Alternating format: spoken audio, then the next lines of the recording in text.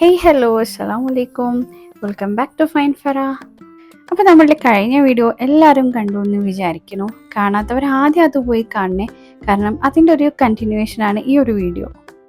അപ്പോൾ ഇന്ന് ഉച്ചയ്ക്ക് ശേഷം കേട്ടോ നമ്മൾ പോണത് തിരൂരിലേക്കാണ് പോണത്. എൻ്റെ സിസ്റ്ററിൻ്റെ മോള് പ്രഗ്നൻ്റ് ആണ്. അപ്പോൾ അവളെ കാണാൻ വേണ്ടിയിട്ടാണ് നമ്മൾ ഇന്ന് പോണത്. അപ്പോൾ എൻ്റെ ടൈം മാനേജ്മെൻറ്റിൻ്റെ ഭാഗമായിട്ട് അങ്ങോട്ട് കൊണ്ടുപോകാനുള്ള സാധനങ്ങൾ നമ്മൾ കുറച്ചൊക്കെ ഇന്നലെ പ്രിപ്പയർ ചെയ്ത് വെച്ചിട്ടുണ്ടായിരുന്നല്ലോ. അതുകൊണ്ട് തന്നെ 2 റെസിപ്പീസ് നമ്മളുടെ ലാസ്റ്റ് വീഡിയോയിൽ ഇൻകംപ്ലീറ്റ് ആണ്. അപ്പോൾ അതിൻ്റെ കംപ്ലീറ്റ് റെസിപ്പി ഇന്നത്തെ വീഡിയോയിൽ ഉണ്ടാവും കേട്ടോ. ഇതെൻ്റെ പുതിയ സ്നേക്ക് പ്ലാന്റ് ആട്ടോ. ഒരു സ്പെഷ്യൽ വെറൈറ്റി ആയിട്ടുള്ളൊരു കളർ കണ്ടപ്പോൾ ഞാൻ വാങ്ങിച്ചതായിരുന്നു. അങ്ങനെ രാവിലെ തന്നെ നമ്മളുടെ ഇൻഡോർ പ്ലാന്റ്സിനെല്ലാം ആവശ്യത്തിനുള്ള വെള്ളവും കാര്യങ്ങളൊക്കെ കൊടുത്തു. ഇതൊക്കെ ഞാൻ തന്നെ കേട്ടോ നനക്കാറ്, ഇല്ലെങ്കിൽ ഓവർ വാട്ടറിങ് ആയിട്ട് നശിച്ചു പോവും. അതുകൊണ്ട് ഞാൻ ചേച്ചീനോടൊക്കെ പറയും ഞാൻ തന്നെ നനച്ചോളാം, നിങ്ങൾ നനയ്ക്കണ്ട. അപ്പോൾ വീക്ക്ലി വൺസാണ് ഇവർക്കൊക്കെ ഞാൻ വെള്ളം കൊടുക്കാറ്. അപ്പോൾ കഴിഞ്ഞ വീഡിയോ കണ്ടവർക്കറിയാം നമ്മൾ കോഴിയൊക്കെ നിറച്ച് മസാലയൊക്കെ തേച്ച് റെഡിയാക്കി വെച്ചിട്ടുണ്ട്. അപ്പം ഞാൻ നല്ല വലിയ ഇരുമ്പിൻ്റെ ചീനച്ചട്ടിയിലാട്ടോ ഇത് ഉണ്ടാക്കാൻ പോണത്. ആ ചീനച്ചട്ടിയൊക്കെ ഞാൻ സ്റ്റൗവിൽ വെച്ച് അത് ചൂടായതിന് ശേഷം അതിലേക്ക് എണ്ണയൊക്കെ ഒഴിച്ചിട്ടാണ് ഞാൻ ഈ പണി ചെയ്യാൻ വന്നിട്ടുള്ളത്. അപ്പോൾ എണ്ണ ചൂടാവണ ആ ഒരു സമയം വെറുതെ കളയണ്ടല്ലോ. അപ്പം നമ്മളുടെ സ്റ്റൂ 2ാം പാലിൽ വേവിച്ചിട്ട് റെഡി ആയിട്ടുണ്ടായിരുന്നു. അതിലേക്ക് ആഡ് ചെയ്യാനാട്ടോ ഞാൻ കുറച്ച് കട്ടത്തൈരും പിന്നെ കുറച്ച് കാഷ്യൂ സോക്ക് ചെയ്തതും കൂടെ മിക്സിയിലിട്ടിട്ട് നല്ല ഫൈൻ പേസ്റ്റ് ആക്കി എടുക്കുക. ആ ഒരു മിക്സ് എന്ത് ചെയ്യണം, നമ്മളുടെ ഈ ഒരു സ്റ്റൂവിലേക്ക് ആഡ് ചെയ്യാൻ പോവാട്ടോ. അപ്പോൾ നമ്മളുടെ ഫ്രിഡ്ജിൽ വെച്ചിട്ടുള്ള ചിക്കൻ ആണെങ്കിലും ഞാനൊരു 2 മണിക്കൂർ മുന്നേ പുറത്തെടുത്ത് വെച്ചിട്ടുണ്ടായിരുന്നു, അതിൻ്റെ ഉള്ളിലത്തെ ആ തണുപ്പൊക്കെ പോകാൻ വേണ്ടിയിട്ട്. അപ്പോൾ അതേ വലിയ ചീനച്ചട്ടിയിൽ, നല്ല ഇരുമ്പിൻ്റെ ചീനച്ചട്ടീൻ്റെ ഒരു പ്രത്യേകത എന്താണെന്ന് വെച്ചാൽ ഒരിക്കൽ ചൂടായി കഴിഞ്ഞാൽ ആ ചട്ടീൻ്റെ ചൂട് എല്ലാ ഭാഗത്തേക്കും ഈക്വൽ ആയിട്ട് തന്നെ ഉണ്ടാവും. അപ്പോൾ അതുകൊണ്ടാണ് ഞാൻ ഈ ഒരു ചട്ടിയിലിട്ട് പൊരിക്കാൻ കാരണം. പിന്നെ നമ്മളിത് ക്ഷമയോടുകൂടെ ചെയ്യേണ്ട പരിപാടിയാണ് കേട്ടോ. കാരണം പെട്ടെന്ന് നമ്മൾ തീ കൂട്ടിയിട്ട് പൊരിച്ചിട്ട് എടുത്തു കഴിഞ്ഞാൽ ചിലപ്പോൾ അതിൻ്റെ ഉള്ളൊന്നും വേവൂല. അപ്പോൾ അതുകൊണ്ട് തന്നെ നമ്മൾ എല്ലാ സൈഡും ഓരോ സൈഡും തിരിച്ചിട്ടിട്ടും മറിച്ചിട്ടിട്ടും പിന്നെ അതിൻ്റെ എല്ലാ ഭാഗവും അതിൻ്റെ ഉള്ളിലേക്കും നല്ലോണം കുക്കായിട്ടുണ്ടെന്ന് നമ്മൾ ഉറപ്പ് വരുത്തണം. എസ്പെഷ്യലി ഈ ചെസ്റ്റിൻ്റെയും കാലിൻ്റെയൊക്കെ ഇടയിലുള്ള ആ ഒരു ഗ്യാപ്പൊക്കെ ഉണ്ടല്ലോ, അവിടേക്കൊക്കെ നല്ലോണം ഓയിലൊക്കെ ഇറങ്ങി ചെന്ന് നല്ല രീതിയിൽ അത് ഫ്രൈ ആയി കിട്ടണം. അതുകൊണ്ട് തന്നെ പെട്ടെന്ന് നമ്മൾ പൊരിച്ച് മാറ്റുക എന്നുള്ള ആ ഒരു പരിപാടി നമുക്ക് ഈ ഒരു ചിക്കനിൽ പറ്റില്ല കേട്ടോ. ഏകദേശം എനിക്കൊരു 2 ചിക്കൻ പൊരിച്ചെടുക്കാൻ ഒരു 1.5-2 മണിക്കൂർ തന്നെ എടുത്തിട്ടുണ്ടായിരുന്നു. അതുകൊണ്ടാണ് ഞാൻ ഇതിൻ്റെ ബാക്കി പരിപാടികളൊക്കെ ഇന്നലെ തീർത്തത്. ഇനി നമ്മളുടെ അടുത്ത ടാസ്ക് എന്താണെന്നറിയോ, നമുക്കിപ്പോൾ വീട്ടിലേക്ക് ഗസ്റ്റ് വരണമല്ലോ, നമ്മളിത് കൊണ്ട് കൊടുക്കല്ലേ. അതുകൊണ്ട് തന്നെ അതിന് സൂട്ടബിൾ ആയിട്ടുള്ള പാത്രങ്ങൾ തിരയണം. അതൊക്കെ കഴുകി നല്ല വൃത്തിയാക്കി തുടച്ചിട്ട് കൊണ്ടുപോകണം. കാരണം നമ്മളിത് കൊണ്ടുപോയി അവർ കഴിക്കാനാകുമ്പോഴത്തേക്ക് അത്യാവശ്യം ടൈം ആവുമല്ലോ. അപ്പോൾ ആ ഒരു സമയം കൊണ്ട് ഇതിലുള്ള മോയ്സ്ചറോ അങ്ങനെ എന്തെങ്കിലും കാരണത്താൽ കേടാവരുതല്ലോ. അപ്പോൾ ഇന്നലെ നമ്മളുടെ സ്റ്റൂ ഞാൻ വേവിച്ചിട്ടുണ്ടായിരുന്നത് കുക്കറിലാണ്. അത് ഞാൻ ഇങ്ങനത്തെ ഒരു നോൺ സ്റ്റിക്കിൻ്റെ പാനിലേക്ക് മാറ്റിയിട്ടുണ്ട്. നമ്മളുടെ ഒരു ചിക്കൻ അങ്ങനെ വളരെ സക്സസ്ഫുൾ ആയിട്ട് റെഡി ആയിട്ടുണ്ട്. ആളെ ഞാൻ നിർത്തിയിട്ടും കിടത്തിയിട്ടും ചരിച്ചിട്ടും അങ്ങനെ പൊക്കിയിട്ടും താഴ്ത്തിയിട്ടൊക്കെ വെച്ചിട്ട് നല്ല രീതിയിൽ ഞാൻ പൊരിച്ചെടുത്തിട്ടുണ്ട്. ഉള്ളിലൊക്കെ നല്ലോണം കുക്കായിട്ടുണ്ട് കേട്ടോ. അപ്പോൾ ഇനി നമ്മൾ അടുത്ത ആളെ അതിലേക്ക് ഇട്ട് കൊടുക്കാം. 2 നമ്മൾ കൊണ്ടുപോകാൻ ഉദ്ദേശിക്കുന്നത്. അതിൻ്റെ കൂടെ തന്നെ നമ്മൾ സ്റ്റൂ നല്ല രീതിയിൽ തിളച്ചിട്ടുണ്ട്. നമ്മൾ ഇന്നലെ ഉണ്ടാക്കിയതായതുകൊണ്ട് ഒന്നും കൂടി ഇന്ന് നല്ലോണം തിളപ്പിക്കുകയാണ്. തിളപ്പിച്ചതിന് ശേഷം അതിലേക്ക് നല്ല കട്ടിയുള്ള 1ാം പാലാണ് ഒഴിക്കുന്നത്. തേങ്ങയുടെ കട്ടിയുള്ള 1ാം പാൽ ഒഴിച്ചു. അതിനുശേഷം നമ്മളുടെ തൈരും അതുപോലെ കാഷ്യൂവും കൂടെ നമ്മൾ നല്ല പേസ്റ്റാക്കി വെച്ചിട്ടുണ്ടായിരുന്നു, അതും ഒഴിച്ചിട്ടുണ്ട് കേട്ടോ. ഈ കാഷ്യൂ ഒഴിക്കുമ്പോൾ എന്താണെന്ന് വെച്ചാൽ നമുക്ക് കുറച്ച് കഴിഞ്ഞാൽ, അതായത് ഈ കറി ഒന്ന് തണുത്ത് കഴിയുമ്പോൾ നമുക്ക് ചെറിയൊരു നേരിയൊരു തിക്നെസ് കിട്ടും. അതായത് നമ്മളുടെ കറീൻ്റെ ഒരു കൺസിസ്റ്റൻസി അത്ര വെള്ളം പോലെ ആയിരിക്കില്ല കേട്ടോ ഒന്ന് തണുത്ത് കഴിയുമ്പോൾ. അതിലേക്ക് ഞാൻ നമ്മളുടെ മല്ലിയിലാണ് ആഡ് ചെയ്യണത്. ഞാൻ ഇന്നലെ കഴിഞ്ഞ വീഡിയോയിൽ പറഞ്ഞിട്ടുണ്ടാവും, ഫ്രോസൺ മല്ലിയില ഞാൻ എപ്പോഴും ഫ്രോസൺ ആക്കി വെക്കാറാണ് പതിവ്. അപ്പോൾ കുറച്ച് മല്ലിയില ഇട്ടു, ആവശ്യത്തിന് കറിവേപ്പില ഇട്ടു. ഇനി ഇതിലേക്ക് നമുക്ക് ആഡ് ചെയ്യാനുള്ളത് പെപ്പർ പൗഡറാണ്. നമ്മൾ ആക്ച്വലി എന്തിപ്പോൾ ബീഫ് ഉണ്ടാക്കുകയാണെങ്കിലും അതുപോലെ കറികളൊക്കെ ഉണ്ടാക്കുമ്പോൾ അവസാനം, അതായത് എല്ലാ കുക്കിങ്ങും എല്ലാ കാര്യങ്ങളും കഴിഞ്ഞതിന് ശേഷം നമ്മൾ ഈ പെപ്പർ അല്ലെങ്കിൽ ഗരം മസാല ഒക്കെ ആഡ് ചെയ്യുമ്പോൾ അതിൻ്റെ ഒരു ഫ്രഷ് ടേസ്റ്റ് നമുക്ക് കിട്ടും കേട്ടോ. മാത്രമല്ല കറിയിൽ ഒന്നായിട്ട് അതിൻ്റെ എരിവ് ഇങ്ങനെ കുത്തി കുത്തി വരികയില്ല. അപ്പം ഞാൻ ഒഴിക്കുന്ന പോലെ എല്ലാവരും ഇങ്ങനെ തൈര് സ്റ്റൂവിൽ ഒഴിക്കുമെന്ന് എനിക്കറിയില്ല. പക്ഷെ ഞാൻ തക്കാളി ഒന്നും ഇടാറില്ല. അപ്പോൾ ചെറിയൊരു പുളിക്ക് വേണ്ടിയിട്ട് ഞാൻ ഇതുപോലെ തൈരും കാഷ്യും കൂടെ നല്ലോണം പേസ്റ്റ് ആക്കിയിട്ട് ഒഴിക്കാറുണ്ട്. അതുകൊണ്ട് തന്നെ നമ്മൾ സ്റ്റൂക്ക് നല്ലൊരു വൈറ്റ് കളറും കിട്ടാറുണ്ട് കേട്ടോ. അപ്പോൾ നമ്മളുടെ വിഭവങ്ങളൊക്കെ റെഡി ആയിട്ടുണ്ട്. ദേ രണ്ടാമത്തെ ആളെയും ഞാൻ റെഡിയാക്കി എടുത്തു. അപ്പോൾ എനിക്ക് തോന്നി ഇങ്ങനെ ഒരു കാസറോളിൽ നല്ലൊരു വാഴൻ്റെ ഇല വെച്ച് കഴിഞ്ഞാൽ അതിനൊരു ഭംഗി ഉണ്ടാവും. മാത്രമല്ല ഒരു ഫോയിലോ അങ്ങനെ എന്തെങ്കിലും വിരിക്കുന്നതിലും ബെറ്റർ ആയിരിക്കും എന്ന് തോന്നി. അപ്പോൾ നമ്മളുടെ 2 ചിക്കൻ കുട്ടന്മാരും റെഡി ആയിട്ടുണ്ട്. അപ്പോൾ അവരെ ഇനി ഇതിൽ അഡ്ജസ്റ്റ് ചെയ്ത് കിടത്തിയിട്ട് നല്ലോണം മൂടി വെക്കണം. കറി എടുക്കലായിരുന്നു കേട്ടോ എനിക്കൊരു ടാസ്ക്. പിന്നെ എൻ്റെ അടുത്ത് ഇതുപോലെ നല്ലൊരു ഗ്ലാസ് ബൗളുണ്ടായിരുന്നു ലിഡുള്ള. അപ്പോൾ കറി ഞാൻ അതിലാണ് എടുത്തിട്ടുള്ളത്. ഇത് നമ്മളെ കണ്ണുവെച്ച പത്തിരി കേട്ടോ. ഇത് ഞാൻ പരത്തിയിട്ട് ജസ്റ്റ് ഒന്ന് പാനിൽ വെച്ചിട്ട് ഒന്ന് ചൂടാക്കി എടുത്തതാണ്, ഒന്ന് വാട്ടിയെടുത്തതാണ്. ഇത് ആക്ച്വലി ഫുള്ളി കുക്ക്ഡ് അല്ല, സെമി കുക്ക്ഡ് ആണ്. ഇത് അവർക്ക് ഫ്രഷ് ആയിട്ട് അന്നേരം നമ്മൾ പൂരിയൊക്കെ പൊരിക്കൂല, അതുപോലെ പൊരിച്ച് കഴിക്കാൻ വേണ്ടിയിട്ട് ഇതുപോലൊരു ബോക്സിലാക്കിയതാണ്.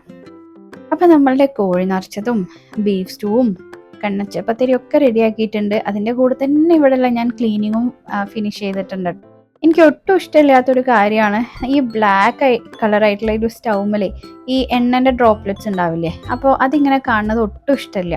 അതുകൊണ്ട് തന്നെ ഞാൻ ഇങ്ങനെ ഒരു സൊല്യൂഷൻ ഉണ്ടാക്കി വെക്കും. ആ ഒരു സൊല്യൂഷൻ വെച്ചിട്ടാണ് ഇവിടെയൊക്കെ ക്ലീൻ ആക്കാറ്. കാരണം ഇവിടേക്കൊക്കെ തെറിക്കുമല്ലോ നമ്മൾ കുക്ക് ചെയ്യുമ്പോൾ. നമുക്ക് എളുപ്പത്തിൽ ഉണ്ടാക്കാൻ പറ്റുന്നൊരു സാധനമാണ്. പക്ഷേ അതിൻ്റെ ഒരു എഫിഷ്യൻസി എന്ന് പറഞ്ഞാൽ ഭയങ്കര കേട്ടോ. നമ്മൾ കുക്ക് ചെയ്യുന്നതിൻ്റെ എല്ലാ എണ്ണമയും അതുപോലെ എല്ലാ സ്മെല്ലും ഒക്കെ ആ ഒരു സൊല്യൂഷൻ സ്പ്രേ ചെയ്തിട്ട് ഒരു മൈക്രോ ഫൈബർ ക്ലോത്ത് വെച്ച് അങ്ങ് തുടച്ച് കഴിഞ്ഞാൽ ക്ലീൻ ആവും. അപ്പോൾ ആദ്യം കാണാൻ പോകാൻ നമ്മളെല്ലാവരും ഉണ്ട് കേട്ടോ. അപ്പോൾ നമ്മൾ കാണാൻ പോണ കക്ഷീൻ്റെ പേരാട്ടോ ആദ്യം. ഞങ്ങൾ പോണത് തിരൂരിലേക്കാണ്. അപ്പോൾ അതുകൊണ്ട് തന്നെ ഗുൽനാസും ഹഷ്മിയും നമ്മൾ ജോയിൻ ചെയ്തിട്ടുണ്ടായിരുന്നു കേട്ടോ. അവർ പരപ്പനങ്ങാടി നിന്നാട്ടോ വരുന്നത്.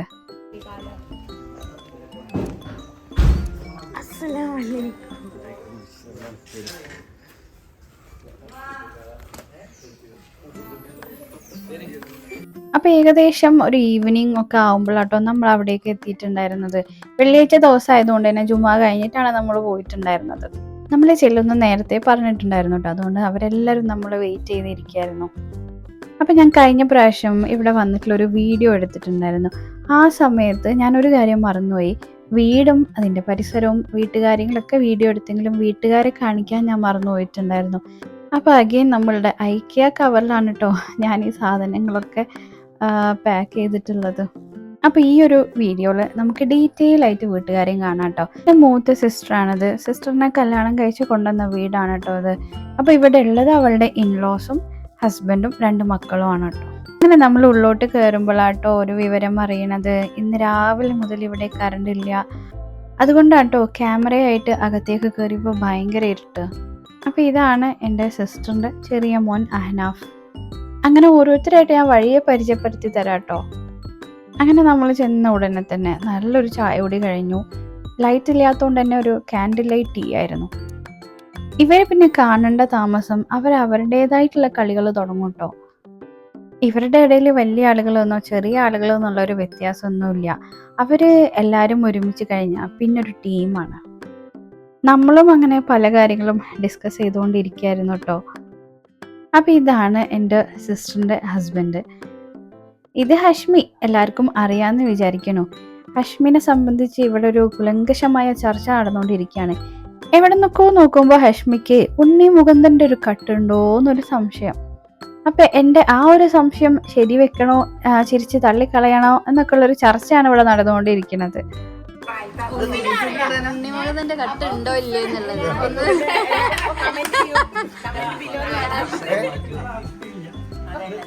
അങ്ങനെ ചർച്ചയുടെ ഇടയിലാണ് നമ്മളെ ഫുഡ് കഴിക്കാൻ വിളിച്ചിട്ടുള്ളത്. ഉപ്പാണ് കേട്ടോ, താത്തൻ്റെ ഫാദർ ഇൻ ലോ ആണ്. ഗുൽനാസിനും ഹഷ്മിക്കും പെട്ടെന്ന് തന്നെ തിരിച്ചു പോകണമെന്ന് പറഞ്ഞതുകൊണ്ട് അവർക്കുള്ള ഫുഡ് വേഗം സെർവ് ചെയ്താണ് കേട്ടോ. ഹഷ്മി ഫസ്റ്റ് ടൈം ആട്ടോ ഇവിടെ വരുന്നത്. അതുകൊണ്ട് തന്നെ ഭക്ഷണം കഴിക്കാണ്ട് എന്തായാലും വിടൂലാന്ന് ഇവിടുത്തെ ഉമ്മാക്ക് നിർബന്ധം ഉണ്ടായിരുന്നു. അപ്പോൾ ഏകദേശം ഒരു 5-5:30 ആയപ്പോൾ നമ്മളെ കറണ്ടൊക്കെ വന്നു കേട്ടോ. അപ്പോഴേ ഇവരെ രണ്ടുപേരെയും തീറ്റിക്കാനാട്ടോ നമ്മൾ ഇത്രയും പേര് ചുറ്റും നിൽക്കുന്നത്. ആ കറി ഒഴിച്ചെടുക്കുന്ന ആളാണ് ഇത്താത്തൻ്റെ മദർ ഇൻ ലോ. ഉമ്മ നല്ല അടിപൊളി കുക്കാട്ടോ. ഉമ്മൻ്റെ റെസിപ്പീസാണ് ഞാൻ ഒരു കുക്കിങ്ങും അറിയാത്ത കാലത്ത് ട്രൈ ചെയ്യാറുണ്ടായിരുന്നത്. അതല്ലെങ്കിലും ഓരോരുത്തരുണ്ടാക്കുന്ന ഭക്ഷണത്തിന് ഓരോ ടേസ്റ്റ് ആണല്ലോ. അതിൽ തന്നെ അവരുടെ ചില മാസ്റ്റർ പീസ് ആയിട്ടുള്ള ഐറ്റംസ് ഭയങ്കര ടേസ്റ്റ് ആയിരിക്കും. അത് നമ്മൾ എത്ര റെസിപ്പി ചോദിച്ചുണ്ടാക്കിയാലും അത് അതുപോലെ ആയി കിട്ടൂല. അങ്ങനെ ഒരു വറുത്തരച്ച താറാവ് മുട്ടക്കറി ഉണ്ട് കേട്ടോ ഉമ്മ ഉണ്ടാക്കുന്നത്. അത് ഭയങ്കര ടേസ്റ്റാണ്. അതിൻ്റെ കൂടെ നല്ല നേരിയ പത്തിരിയും. അപ്പം അങ്ങനെ ഭക്ഷണ പരിപാടികളൊക്കെ കഴിഞ്ഞ് അവർ നേരത്തെ പോയിട്ടോ. അവരുടെ കൂടെ അമ്രയും പോയി. ഈ അമ്രയും ഇസ്രയും ഒരുമിച്ച് കൂടി അങ്ങനെ കേട്ടോ. ഒന്നെങ്കിൽ ഇസ്രയും നമ്മളെ കൂടെ നിൽക്കും, അല്ലെങ്കിൽ അമ്ര അവിടെ പോകും.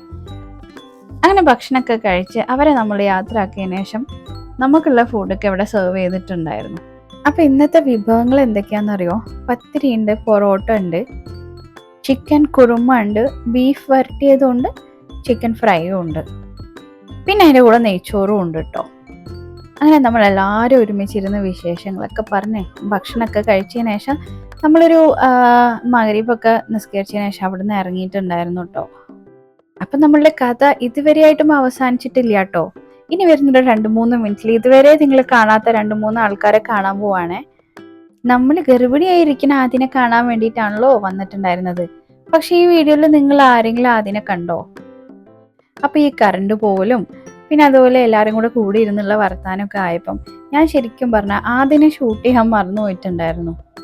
അപ്പം നമുക്ക് ആദിനെ ഒന്ന് കണ്ടാലോ? അപ്പം നമ്മളുടെ ഈ ഒരു വീഡിയോയിൽ ഒരു കുഞ്ഞ് സർപ്രൈസ് ഉണ്ട്. നമുക്ക് ആദിനെ മാത്രമല്ല കേട്ടോ, നമുക്ക് നമ്മളുടെ ബേബിനെയും കാണാം. അങ്ങനെ ആദ്യം ഒരു മദറായി, ഒരു ബേബി ബോയിൻ്റെ മദറാണ് ആയിട്ടുള്ളത്. അപ്പോൾ നമ്മൾ ആദിനെ കാണാൻ പോവാല്ലേ. ഞാൻ വരുന്ന വഴിക്ക് ലുലുന്ന് ഒരു കേക്കൊക്കെ വാങ്ങിയിട്ടാട്ടോ വന്നിട്ടുള്ളത്. നമ്മളുടെ ഒരു ഹാപ്പിനെസ് നമ്മൾ ഷെയർ ചെയ്യുമ്പോൾ എല്ലാവരും അതിൻ്റെ കൂടെ എന്തെങ്കിലും ഒരു മധുരം കൊടുക്കുമല്ലോ. അപ്പോൾ അതിൻ്റെ ഒരു ഭാഗമായിട്ട് ഞാൻ വാങ്ങിയിട്ടുണ്ടായിരുന്നത് ഒരു ബ്ലാക്ക് ഫോറസ്റ്റ് കേക്കായിരുന്നു. കുറേ കാലങ്ങൾ കഴിഞ്ഞ് നമ്മൾ ഈ വീഡിയോ ഒക്കെ ഒന്നും കൂടെ കാണുമ്പോൾ ഇതൊക്കെ വൺ ഓഫ് ദി ബെസ്റ്റ് മെമ്മറീസും ആയിരിക്കുമല്ലോ. അപ്പോൾ നമ്മളുടെ വീഡിയോൻ്റെ തുടക്കം മുതൽ പറഞ്ഞു വരുന്ന ആ കക്ഷിയാണ് കേട്ടോ ഇത്. എത്ര പെട്ടെന്നല്ലേ സമയം പോകുന്നത്. ഞങ്ങൾക്ക് എല്ലാവർക്കും ഒരു കുഞ്ഞു വാവയും നമ്മളെ മക്കളെ പോലെയും ഒക്കെ ഉണ്ടായിരുന്ന ആദ്യം ഇപ്പോൾ ഒരു കുഞ്ഞു ബേബിയുടെ ഉമ്മായിട്ടുണ്ട്. ശരിക്കും പറഞ്ഞാൽ നമുക്കിത് വിശ്വസിക്കാനേ പറ്റുന്നില്ല കേട്ടോ. പിന്നെ ബേബി നല്ല ഉറക്കമായിരുന്നു. എന്തായാലും കുറച്ചേരൊക്കെ ബേബിനെ എടുത്ത് നമ്മൾ കേക്ക് കട്ടിങ്ങിലേക്ക് പോവാണ്. അപ്പോൾ ഇതാട്ടോ ആദിൻ്റെ ഹസ്ബൻഡ് റസൽ. അപ്പോൾ കേക്ക് കട്ട് ചെയ്യാൻ വേണ്ടി ഞാൻ എല്ലാവരെയും ഒന്ന് സെറ്റാക്കിയതാണ്. ശരിക്കും പറഞ്ഞാൽ നമുക്കിങ്ങനെ ബർത്ത്ഡേ സെലിബ്രേഷൻസോ അങ്ങനത്തെ കാര്യങ്ങളൊന്നും ഇല്ല കേട്ടോ. ഒരു സന്തോഷത്തിൻ്റെ പേരിൽ മാത്രമാണ് ഈ ഒരു കേക്ക് കട്ടിങ്. അതുകൊണ്ട് തന്നെ ഇതിൻ്റെ ഭാഗമായിട്ടുള്ളൊരു കയ്യടിയോ അല്ലെങ്കിൽ അതിൻ്റെ ബഹളങ്ങളോ ഒന്നും ഇവിടെ ഇല്ലായിരുന്നു. വളരെ ശാന്തമായിട്ടുള്ളൊരു കേക്ക് കട്ടിങ് ആയിരുന്നു. ശരിക്കും പറഞ്ഞാൽ കേക്ക് കഴിക്കാൻ എല്ലാവർക്കും ഒരു കാരണം അത്രയേ ഉള്ളൂ. അങ്ങനെ കേക്കൊക്കെ കട്ട് ചെയ്ത് അങ്ങോട്ടും ഇങ്ങോട്ടൊക്കെ ഷെയർ ചെയ്ത് നമ്മൾ ശരിക്കും അതൊരു മെമ്മറബിൾ ഡേ ആക്കി കേട്ടോ. അപ്പോൾ നമ്മളുടെ ഇന്നത്തെ വീഡിയോ ഇത്രയേ ഉള്ളൂ. വീണ്ടും നല്ല അടിപൊളി വീഡിയോസ് ആയിട്ട് വരാം. അപ്പോൾ നമ്മളുടെ കഥ ഇവിടെ അവസാനിക്കുകയാണ്. And they lived happily ever after. ശരിക്കും പറഞ്ഞാൽ അന്ന് ഷോപ്പിംഗ് ചെയ്യാൻ പോയപ്പം ഞാൻ എടുത്തിട്ടുള്ള ആ ഒരു വീഡിയോ എനിക്ക് ഇപ്പോഴേ പോസ്റ്റ് ചെയ്യാൻ പറ്റുള്ളൂ എന്ന് ഞാൻ ഒരിക്കലും വിചാരിച്ചിട്ടുണ്ടായിരുന്നില്ല. പക്ഷെ എനിക്ക് തോന്നുന്നു ഇങ്ങനൊരു കഥ പോലെ പറയാൻ പറ്റിയത് അതുകൊണ്ടാണല്ലോ അല്ലേ. അപ്പോൾ നമ്മളുടെ ഈ ഒരു വീഡിയോ നിങ്ങൾക്ക് എല്ലാവർക്കും ഇഷ്ടമായെങ്കിൽ മറക്കാണ്ടൊന്ന് ലൈക്ക് ചെയ്യണം, ഷെയർ ചെയ്യണം. പിന്നെ ഞാൻ നോക്കുമ്പോൾ കുറേ ആൾക്കാരുണ്ട് കേട്ടോ സബ്സ്ക്രൈബ് ചെയ്യാണ്ട് വാച്ച് ചെയ്യണത്.